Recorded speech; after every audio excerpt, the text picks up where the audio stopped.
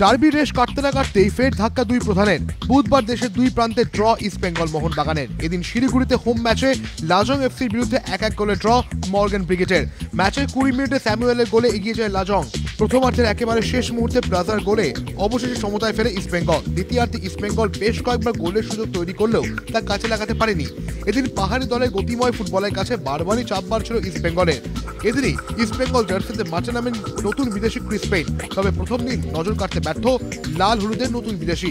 অন্যদিকে আরব সাগর পারে ড্র মোহনবাগানেরও। মুম্বাইতে মুম্বাই এফসির বিরুদ্ধে গোলশূন্য ড্র সঞ্জয় সেনের দলের।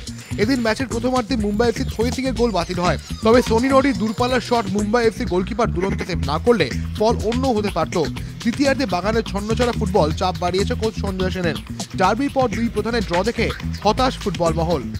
বড় ম্যাচের পরে ইস্টবেঙ্গল মোহনবাগানের একটা ডিফিকাল্টি থাকে, যদি সে ম্যাচ ড্র হয় তখন একটা প্রচুর এক্সপেকটেশান থাকে তার আগে থেকে। আর এবারের বড় ম্যাচটা তো প্রচুর এক্সপেকটেশান ছিল পুরো সারা ভারতবর্ষে, সারা পৃথিবীর মোহনবাগান ইস্টবেঙ্গল সাপোর্টারদের। এবং শিলিগুড়িতে যেহেতু ম্যাচটা ড্র হয়েছে, এরপরে যে ম্যাচটা থাকবে সেটা ডিফিকাল্ট থাকবে দুটো টিমের পক্ষেই।